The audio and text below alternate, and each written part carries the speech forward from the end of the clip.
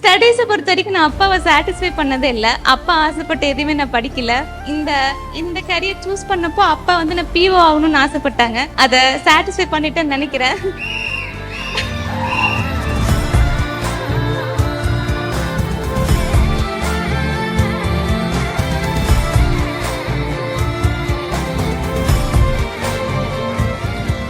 இந்த ஸ்டேஜ் கொடுத்த வராண்டா ரேஸ்க்கு first thank பண்ணிக்கிறேன்.